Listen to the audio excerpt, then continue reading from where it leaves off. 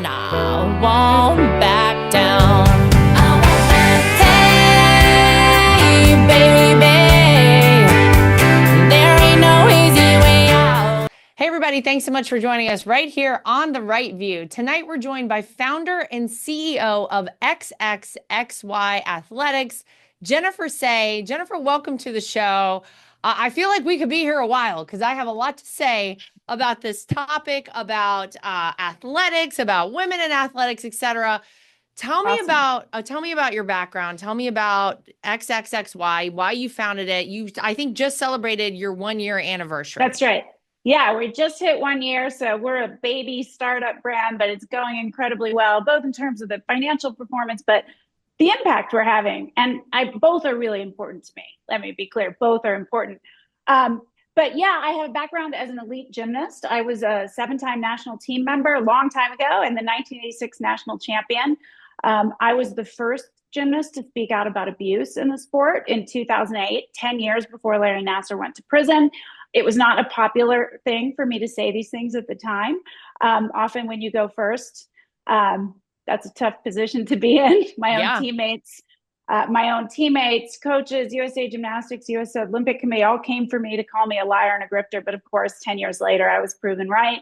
But, you know, for all the trauma I endured in the sport, I love women's sports. And I am so grateful that I had the opportunity as someone who started in sports just 2 years after Title IX passed. I know that I would not have had the opportunities that gymnastics provided me if I had started, you know, in the 60s. There just weren't the same opportunities for girls and women. So I'm a huge proponent. I just want safe training environments. Girls deserve to train free from abuse. They deserve to compete without men in their category.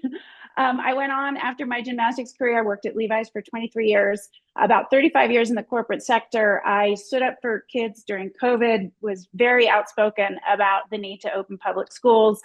The corporate community did not like that very much. I think I was the only C-suite executive to speak out. I was the president at Levi's at the time. I ended up resigning from that job. The through line in my career, I think, is standing up for kids and for women, for women's rights. And so I found myself ousted from corporate America. I could not get a job. I needed a job. And so I decided to chart my own course and start my own brand, XXXY Athletics. And we launched March 25th, 2024. And we're the only brand standing up for the protection of women's sports. Absolutely amazing. What a background, by the way, that you have had. So do you, I mean, is it fact and like common knowledge that you lost your job at Levi's, or you left Levi's because of, you know, your outspokenness over kids, you know, being out of school? I resigned from my job at Levi's. It became, well, I left San Francisco, first of all, so that my kids could go to school. So that's the first thing. I just, you know, my kids go to public school. I think I might be the only executive in corporate America that sends their kids to public school, at least in a major city. And I just, you know, one of my children was really young at the time. It was his first year of school, kindergarten. Yeah. It was horrible. I mean, my 6-year-old was depressed and online all the time, and I just couldn't do it anymore. So I left and I continued to speak out loudly with a bunch of moms who just came together across the country, who I really think made the difference. My OG COVID mamas, I call them. We were just a force to be reckoned with. And I resigned. It wasn't really feasible for me to continue. Wow. I'll say that. What a shame. You know, what a shame. It's really the bedrock of our country, the freedom of speech that we have in America, right? And the idea that there were so many people during that specific time in our country who really felt like we couldn't say what we wanted to say. And you said it, and the repercussions were that you had to resign from what I assume was probably a great job at the time, and probably a job you enjoyed. But loved it. Yeah, in the wake of that, obviously now we have so much more information about all the things that happened during COVID, the things we weren't told about, the lies, the misinformation, and lack of information on purpose that was available for us as a general society. So I want to say kudos to you and thank you for doing what you did and speaking up at that time, because I think for a lot of us out there, we looked to people, a lot of, people in America were saying something's wrong. And I know this isn't right. My kids, by the way, were very young during COVID. My Yeah. daughter was, I think, 6 months old when it started, and my son was 2.5. And so Wow. he was in a very young, like a twos program. He went twice a week or something. And I feel very fortunate that my kids were not old enough to have had the detrimental aspect of COVID impact them in the way that obviously it did for your children. But thanks for doing it. You did it again when it came to obviously XXXY. Tell us about the meaning behind that brand, because obviously there's been so much that's happened in the past several years. As a competitive gymnast, by the way, in the 1980s, a national champion, did you ever imagine that we'd be facing a time in our country where we had to speak out and say men shouldn't be playing against women in sports? I mean, it's outrageous. I never imagined this would be a thing. Yeah, Like I said, I started gymnastics in 1974. That's how old I am. 2 years after Title IX passed. Title IX was the landmark legislation that guaranteed, I mean, sports wasn't the only part of it, but it's the best known aspect of right. Title IX, that guaranteed equal opportunity and equal funding for girls in the public education system so that they could play sports and get the scholarships and all of the opportunities that come with that. That was protecting girls and women's sports as a category for a reason. We all know it. Men are stronger and faster than women. We are, the left is twisting themselves in knots. And I should say, I used to be a lefty until COVID, so we can Oh, talk about that interesting. later if you want. If you want, Yeah. but twist themselves in knots. They talk down to us as if we don't get it, that it's so much more complicated. It isn't complicated. Men are men. They are XY. Women are women. They are XX. Yes, there are abnormalities. They're incredibly rare. Even the abnormalities are either male or female. Let's be clear. So it's so silly. Everybody knows that if Mike Tyson takes estrogen for a year, he does not become Megan Rapinoe. That's an impossibility. They retain the advantages, they retain male advantage. And all we're asking for is fairness and equal opportunity and safety, frankly. Yeah. And you know what? I don't care. They're doing their counts that it's just 1 or 2 or 10. It's a lot more than that, by the way. I count 10 in the last week alone instances. Hmm. But if it's 1, it's too many. I'm Yeah, sorry. Why should any exactly. girl or woman have to give up an opportunity to a boy? And no, I don't think most of these males do it to win. I don't care why they do it. Honestly, that's not my problem. I don't care why they do it. I want girls and women's sports protected. This is an empathetic and compassionate position. This is compassion for women and girls. And I will not tolerate being called a bigot and a transphobe and all the nonsense. And, unfortunately, as you know all too well, 80% of Americans agree with us on this, but far too many are quiet because they're afraid of that name calling. And the reason I wanted to start the brand is because I think brands influence culture. And if I can normalize standing up for women and girls by just wearing a t-shirt like this to your daughter's soccer game on the weekend and having that one-to-one conversation with another mom. I mean, I wear it, of course, every weekend to my kids' games. And every time someone leans in and they say, I support you. Wow, And I that's say, amazing. well, sometimes, a couple times, not that, but mostly 9 times out of 10, that. And it's like it's this permission structure to say it out loud once Yeah. somebody wears the t-shirt, and I think the right and conservatives and frankly just the non-far left, they've ceded these tools of culture to the far left, music and film and TV shows and yes, brands. And we need to wrest that back. We need to influence the cultural conversation through artifacts of culture. And I think a brand can do that. And that's what I'm good at. That's what I spent my whole life doing. So I figured that was how I could contribute positively to this conversation. Well, maybe you should send one to one of our Supreme Court justices, because during her confirmation, I do remember her being asked if she could define a woman or what a woman was. And the most basic, Jennifer, way to say that is to go to the chromosomes, the XX versus XY. That, of course, was, I mean, just that one really threw her off. Couldn't answer that one. She's not a Um, biologist, is what yeah, she she's not a said. biologist. What a joke. Are you kidding me? Let me ask you, how did you feel about President Trump during his joint address to Congress actually stating that there are only two genders in America, male and female, and that was going to be the position of the federal government going forward? Oh my goodness, I was thrilled. It's such a base. You know what? On the one hand, I was like, I can't believe we have to say this I can't believe somebody has to stand up. The president of the United Right. States has to stand up Crazy. and say there are two sexes. I was fortunate enough to be invited for the signing of the executive order and was in the room and standing just behind the president when he signed it. And again, I was elated that it was happening. And at the same time, I just thought, isn't this redundant? Don't we have Title IX? Right. What is going on? Right. And I also knew that Title IX impacts federally funded sports programs. 2 times as many athletes compete outside of those programs in the Olympic movement. That's where I competed.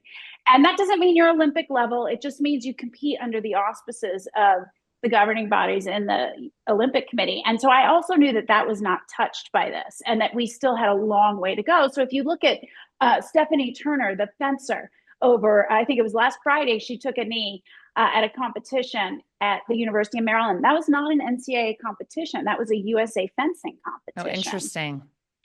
And that is governed by the Olympic Committee. And so their rules, their official rules are men can compete in women's fencing. And how brave is she? Right. I love this woman. I love her. Well, and all the women, by the way, Jennifer, who've had to do something similar to say, I'm not going to run in a track meet against a man. I'm not going to compete, in this fencing competition or whatever it is. That, I think about the training that I went through. I did all kinds of different sports in high school. That's a lot. You put a lot into that. And to say, you know what? I'm going to sit this one out because I know this isn't fair. I know this isn't safe. I mean, these young women are so brave and bold in what they're doing. And I mean, man, what great parents they must have to give them the confidence to do something like that. That's what I always think whenever I see something like that. But let me ask you about the brand. What's been the response? I assume it's been really great in some respects. And then I assume you've gotten some pushback, as we all do with all this stuff, right?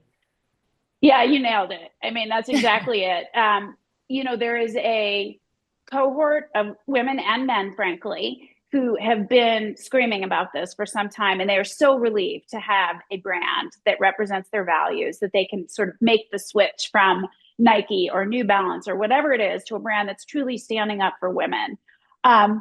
There's another sort of circle of people who agree, but haven't yet said it out loud. And I think slowly but surely we're bringing them to us. And then, of course, there's the haters, that very loud bullying minority, that 20%. And yeah, it's been tough. I mean, we get horrible threats to our office that our employees are all going to be murdered. We'll slit your, I mean, the most violent, gruesome, I'm sure you get it too. We were banned from TikTok as soon as we started advertising on TikTok last June. Yeah, we were permanently banned as an advertiser from TikTok. 10 months later, they let us back on, but then they took us off 2 days later. Like, it's just like this constant battle. Wow. We get shadow banned on Meta still, as you might imagine. During the Olympics last summer, I'm sure you recall Amani Khalif, the male boxer, not trans, but male, who won a gold medal. And there was a whole sort of movement started on social media. We created a video with all the women doing this symbol. It was that was such an epic video. I remember that. Yeah. And we used the hashtag XX, and Meta banned the hashtag. Wow. Women, I know. So we have challenges. We've had modeling agencies refuse to work with us. We've had all of it. But by and large, I think we've been embraced. And as far as first year financial performance for a startup, it's really outstanding. And I'm just proud of the impact, we're having. Yeah. And I'm so proud to be able to support the women who do stand up. All the volleyball players who boycotted. These women need to know they're not alone. Yeah. Because it can feel very alone, especially if you come from a left-wing background. It feels incredibly alone, and you really do risk a lot. I mean, I have lost almost every single friend I ever had from, my college days. It can be hard, but you make new friends who are grounded in sanity. And I will tell you, it's an honor to stand beside people that will fight this fight with me. We come from all different political and ideological backgrounds, and we don't care. I think it's really emblematic of how we can work together. This is a truly bipartisan issue. Hey, everybody, Lara Trump here. Imagine you or your loved ones facing a threat. Your instinct might be to use lethal force, but considering Safer and less lethal alternative first avoids legal complications associated with firearms.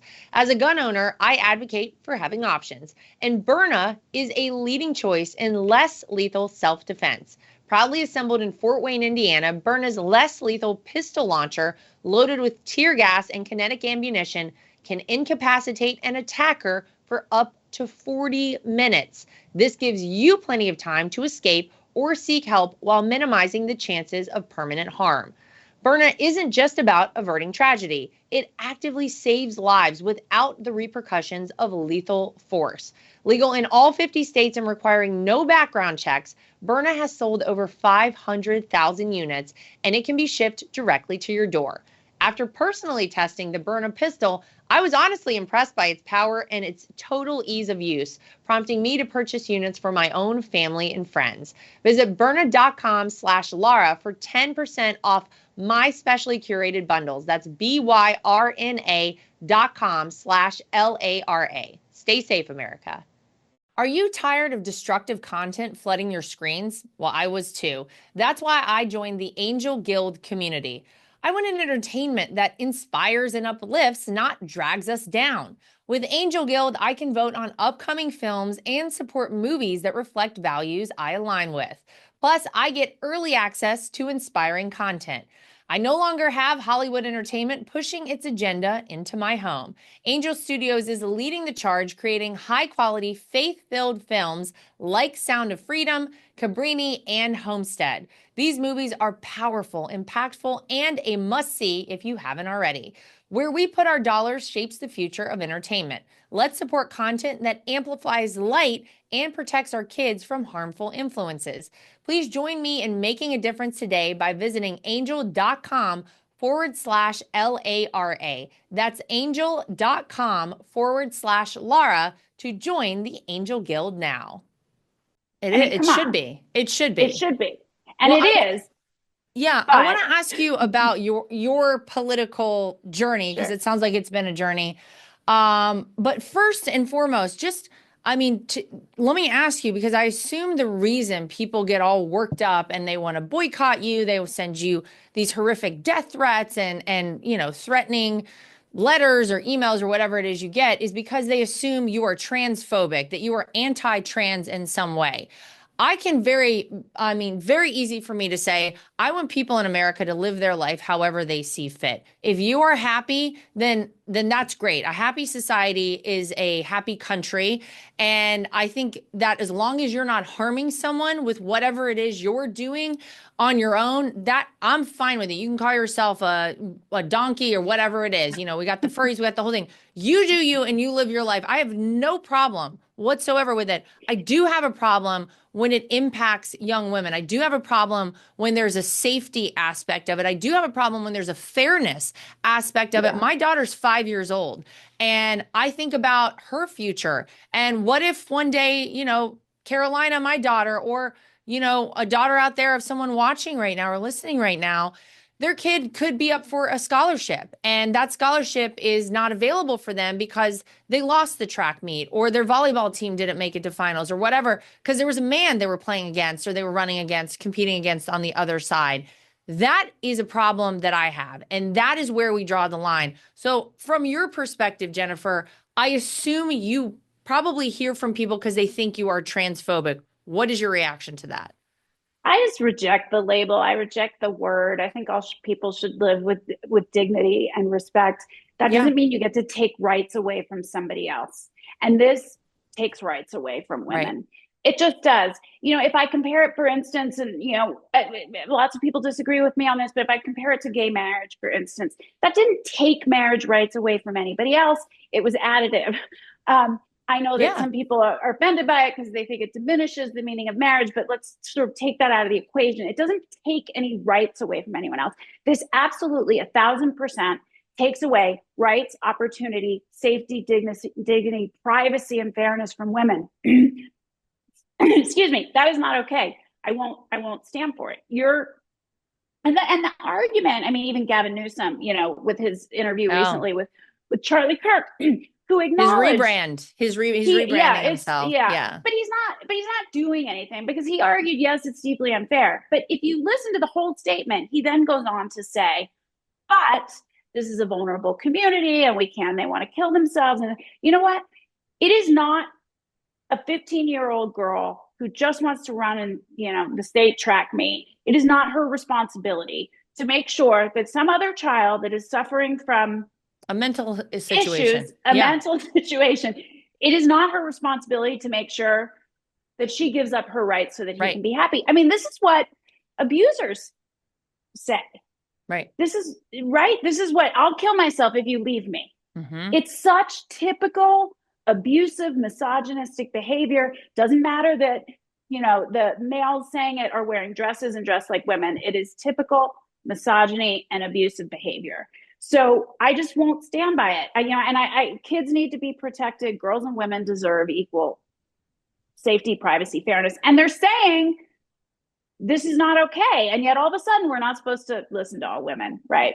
Oh yeah. Now you don't believe all women. Now it's funny how the convenience of that works out. But okay, so tell me about you. You were a Democrat, I guess, your whole life up until COVID? Yeah. Wow. Pretty much. You got it. So what was the switch? Like, how did that happen for you? March 2020 lockdowns. I was a Democrat. I grew up in the Philadelphia area. My family are Democrats. I lived in San Francisco. I went to Stanford and then moved to San Francisco, obviously a liberal bastion. That informed certainly my politics, but I'd grown up in a completely Democrat family. But here's the reason when I finally chose it for myself. It was, I saw the Democrats, and we can laugh at this now, but I think for a time it was true, as the party that defended free speech. Once upon a time, yeah. Exactly. As the party that defended free speech, that defended women's rights, that defended, the little guy from greedy corporate interests, and the party that was anti-war. And all of those things during COVID, we can take out, that's relevant now. But all of those things, everything the Democrats led during COVID was such a trespass of their own stated values that I could not, in good conscience, remain a Democrat. And we can do all kinds of mental gymnastics at this point of how dangerous, or did they lie about the danger? They did lie. I don't care. We could never lock down. We can never tell people they cannot leave their homes. They can't send their children to school. They can't go to church. They can't run their businesses. It's such an egregious violation of our civil liberties. And if there is a point at which we say, well, if it's this dangerous, we can, then that will be manufactured. That point will be manufactured, which is what happened during COVID. Yeah. So I'm an absolutist on this. California was the worst place to live during COVID. As you might imagine, the outdoor playgrounds were closed for 10 months. That's how insane it was. Jennifer, nothing is worse for kids. I had this experience during COVID with my own kids, who I mentioned were very young. And I lived in New York at the time. And I remember taking my kids to a playground and these parents being petrified when I walked up with my two kids, because I'm not putting a mask on my children. I'm sorry, I'm not putting on my 1 and 3-year-old. That's ridiculous.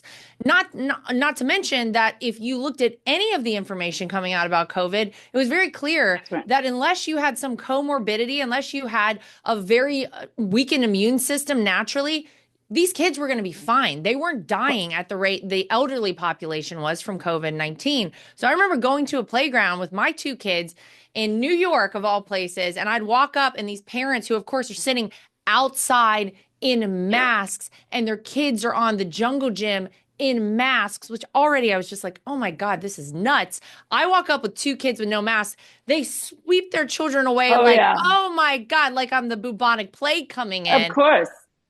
People got so nuts. And so I know they closed down everything, and you had no outlet for your kids. You needed the kids to be around one another. They needed to get germs from other kids so they could build a robust immune system. The damage was insane that we did during COVID. It was crazy. Yeah. And in New York, it's the same in San Francisco. No one has a yard. It doesn't matter how well off you are. Nobody has a backyard where kids can play.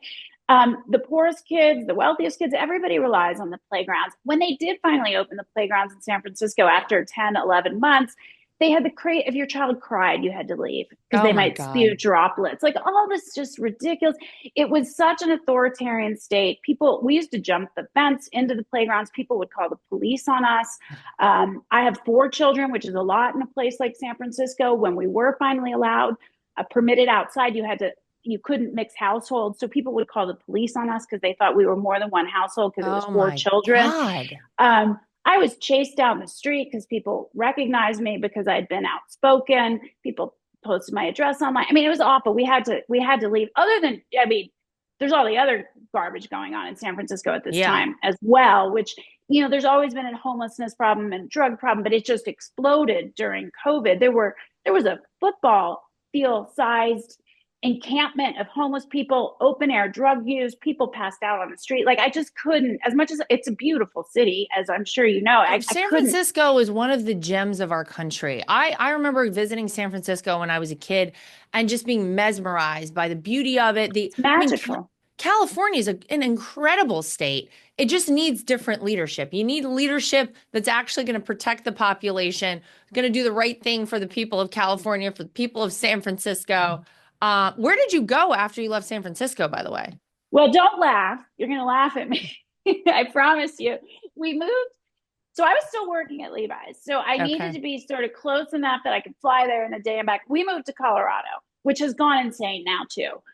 But I will tell I get you, it. Also love Colorado.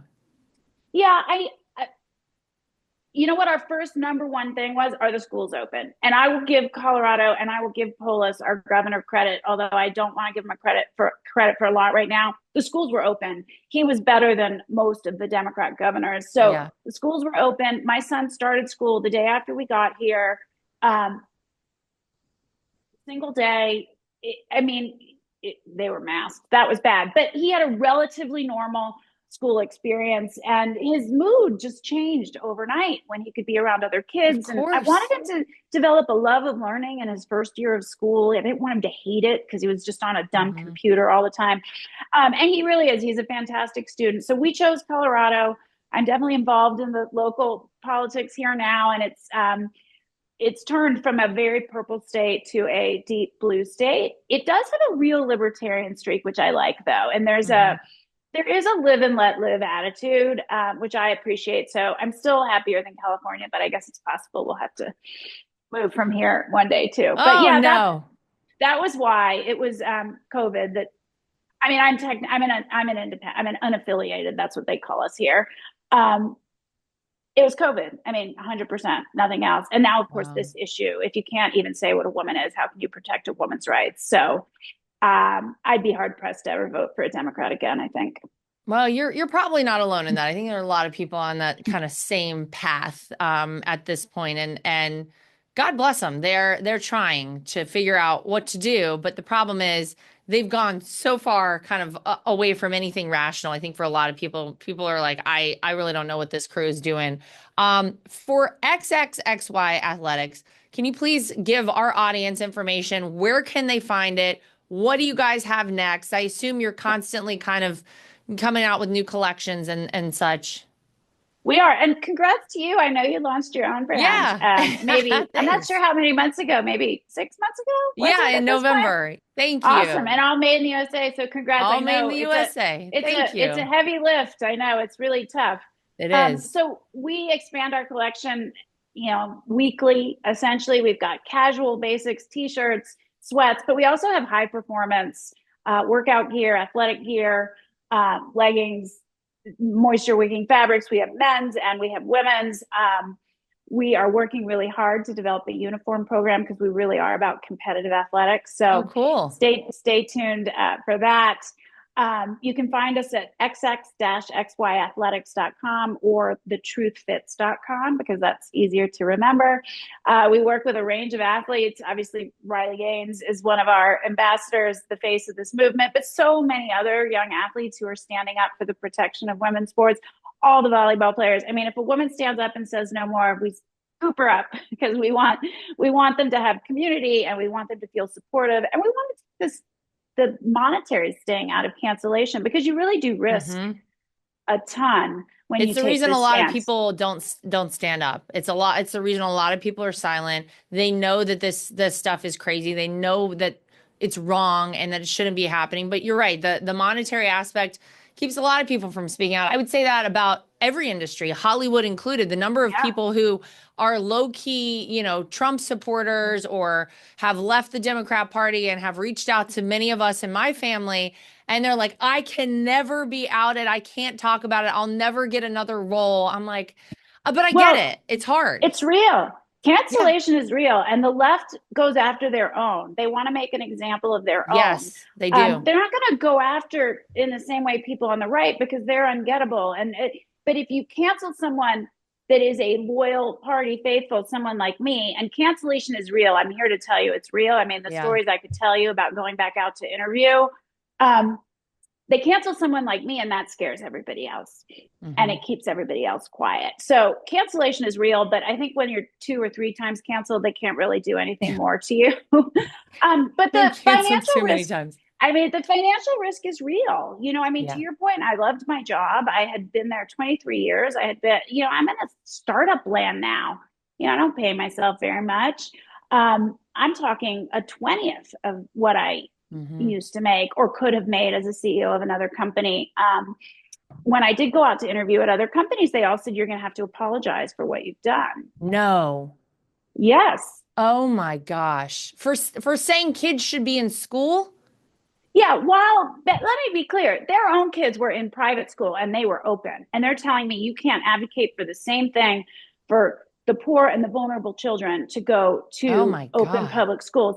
And this is in 2023 when everybody knew that it was both ineffective and harmful. And I was told I would need to apologize because you cannot speak from the heart. You cannot violate the script and the talking points you are given.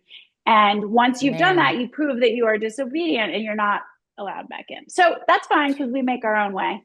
So And we here make you our are own luck. today.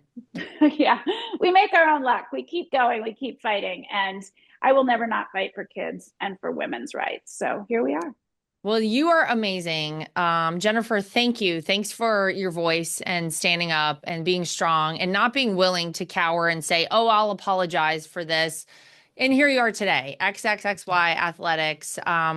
Congratulations on that. And best of luck with everything. I think so many people are rooting for you. And honestly, thanks for sharing your story because people getting to know you and know your story, I think makes them want to support you even more now. So we'll be watching. We'll certainly be supporting you. And thanks for taking a little time with us today. Well, thanks so much for having me. You're an inspiration and you've been such a strong voice for women and for children as Thank well. So you. I'm grateful. Thank you. All right. Well, Jennifer Sey, thanks for joining us. To everybody at home, as always, make sure you like, subscribe, share, and follow. We'll see you back here next time for more of The Right View. And I won't back down. Hey, baby, there ain't no easy way out. Nothing is worse than being on a phone call that drops. Nothing is worse than trying to text someone and you can't reach them because your phone is out of service range. And nothing is worse than supporting these major corporations and companies who don't support us. That is why I love Patriot Mobile. They are America's only Christian conservative wireless network. They use every cell tower out there available to all networks so that they have the greatest 4G and 5G coverage nationwide, and they support the causes that are important to us as conservatives. If you go today to patriotmobile.com/Lara Trump and use the promo code Trump, you will get free activation today. Again, that is patriotmobile.com/Lara Trump. The promo code is Trump for free activation so that you can get a great cell plan and feel good about doing it.